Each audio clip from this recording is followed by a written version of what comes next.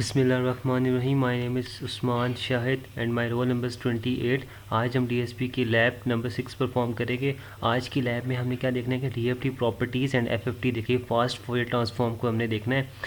आज की लैब के जो ऑब्जेक्टिव्स हैं वो क्या हैं कि representation of discrete time digital signals into frequency domain via FFT fast Fourier transform, resolution of spectrum and computation of magnitude phase and power spectrum and spectrum leaking and avoiding spectrum leaking. ठीक है, आगे हमारे पास ये task 1 है। इस task में हमने क्या किया कि हमने एक आर्बिट्री सीक्वेंस ले लिया जो कि हमारे पास 0 1 2 3 4 5 6 एंड 7 है। ठीक है, आगे हम सबसे पहले तो हमने ये क्या करना है कि कोई भी सिग्नल होगा हम सबसे पहले उसको इवन एंड ऑड सैम्पल्स में डिवाइड कर लेंगे। ठीक है, इसके लिए हमने एक्स इवन और एक्स ऑड के नाम से एक ये फंक्शन डिक्लेयर किया है ताकि हम कोई भी सीक्वेंस हो उसको हमने इवन एंड ऑड सैम्पल्स में डिवाइड कर लेंगे। ठीक है, उसके बाद क्या करना है कि उसके बाद हम इवन एंड ऑड सैम्पल्स की डीएफटी फाइंड आउट करेंगे और उसके बाद इनको मर्ज कर देंगे। ठीक है, इसके लिए हमने क्या किया है कि n equals to length x और इसके मर्ज के लिए हमने एक लूप लगाया है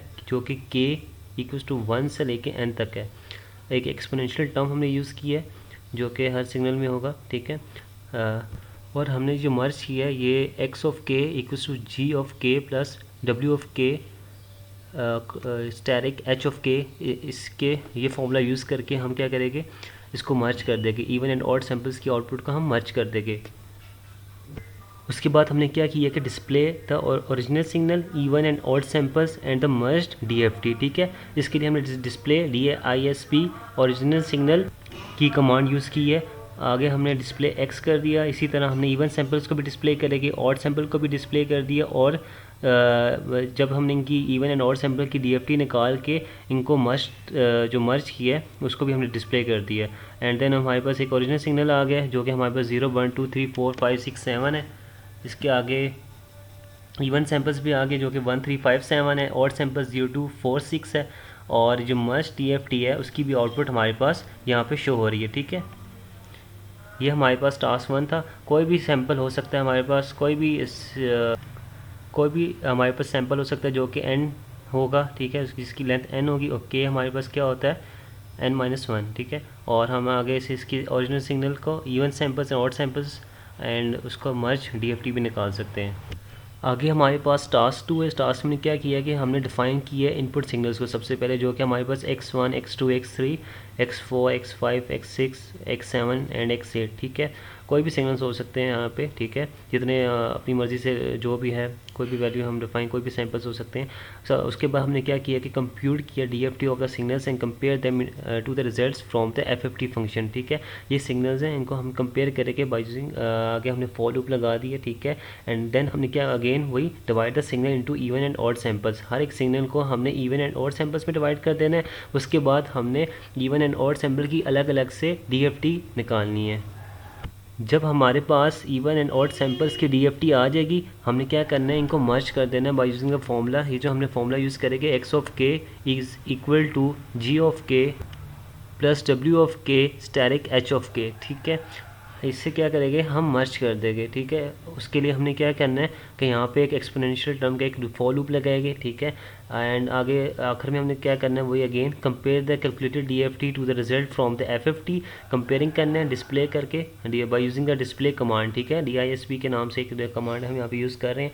ठीक है, और ये यूज़ करके हम कंपेयरिंग कर रहे हैं। सबसे पहले हमने DFT डिस्प्ले करेंगे, आगे हम कंपेयरिंग भी कर रहे हैं।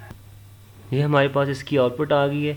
ठीक है, ये सिग्नल 1 की जो कैलकुलेटेड DFT है वो हमारे पास वो भी है और साथ ही साथ हमारे पास FFT भी आ गई है। फास्ट फोरियर ट्रांसफॉर्म का भी रिजल्ट आ गया सिग्नल 1 का जो कि 4 और -2 है, और सिग्नल 2 है उसकी भी DFT आ गई 4 0 पॉइंट आगे I में, और FFT का रिजल्ट भी आ गया 4 -2 4 और -2। इसी तरह सिग्नल 3 की भी कैलकुलेटेड DFT आ गई है और FFT का रिजल्ट भी आ गया। इसी तरह सिग्नल 4 और सिग्नल 5 सिग्नल 6 की भी एंड सिग्नल 7 8, इसी तरह तमाम सिग्नल्स की हमारे पास कैलकुलेटेड DFT जो कि हमने कंपेयर किया FFT के रिजल्ट से, और आगे हमारे पास FFT भी आ गई है।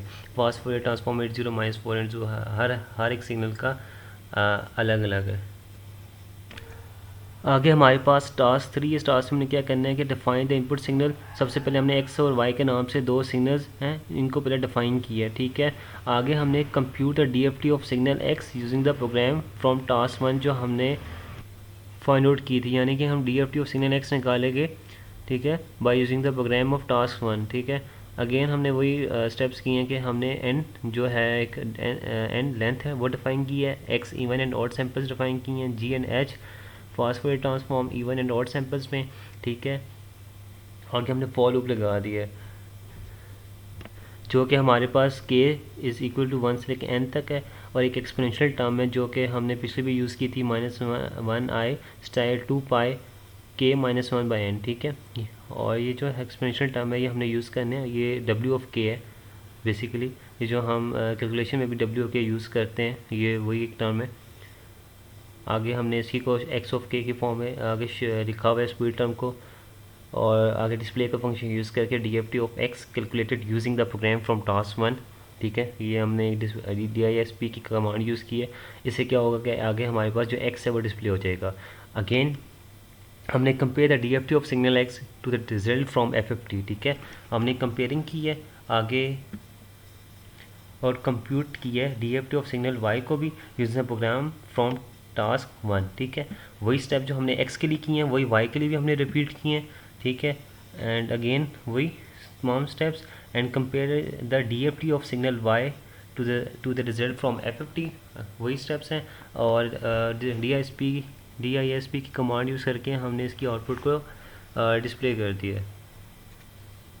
ये हमारे पास इसकी आगे के आगे आउटपुट आ गई है, कैसे कि डीएफटी ऑफ एक्स भी आ गया, DFT of X computed using FFT and DFT of Y calculated using the program from task 1, ठीक है।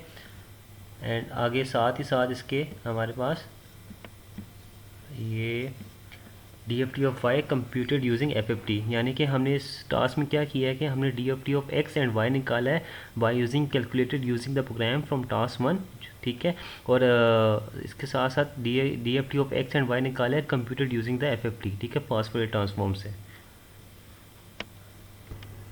आगे हमारे पास टास्क 4 है। इस टास्क में हमने क्या करना है कि हमने एक प्रोग्राम इन बिल्ट इन एक फंक्शन है या एक एल्गो है जो कि program in MATLAB for implementing the radix two FFT algorithm, यानी कि ये हमारे पास एक फंक्शन है जो कि हमारे पास किसी भी सिग्नल को हमारे पास रेडिक्स टू FFT एल्गोरिथम में रेडिक्स टू FFT में ट्रांसफॉर्म कर देगा। इसके लिए हम क्या करेंगे, हमने सबसे पहले इसका फंक्शन को डिक्लेयर करते हैं बाय यूजिंग न्यू स्क्रिप्ट में जाके, एंड यहाँ पे हम सबसे पहले इसका फंक्शन लिखेंगे। ये हमारे पास इसका myFFT के नाम से एक फंक्शन है जिसकी n लेंथ है।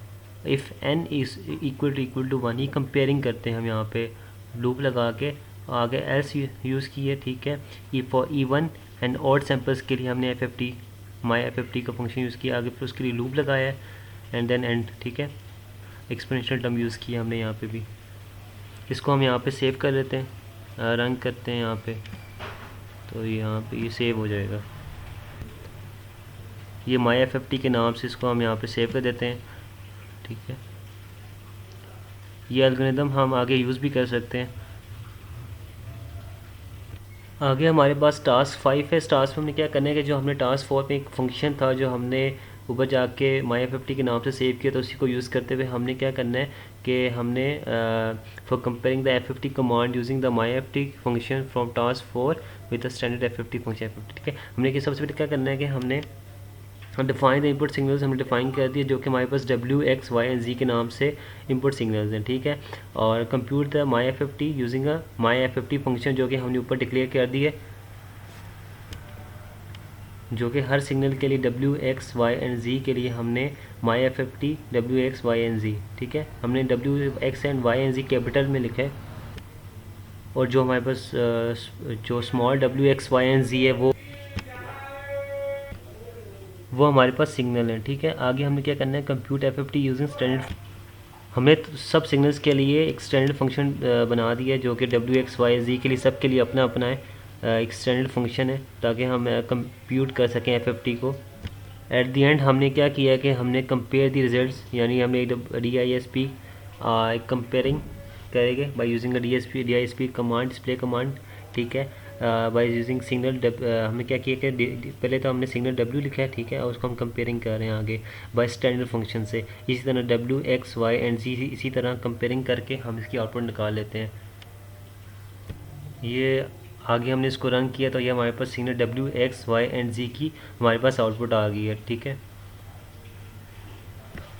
आज की लैब में हमने क्या किया कि फास्ट फूरियर ट्रांसफॉर्म को देखे और डीएफटी को देखा है। और फास्ट फूरियर ट्रांसफॉर्म जो कि हम बेसिकली जो कि बहुत इजी है और इसका जो बिग ओरिएंटेशन है वो बहुत हमारे पास कम है, टाइम टेकन कम है और इस वजह से ज़्यादा ये सूटेबल होती है।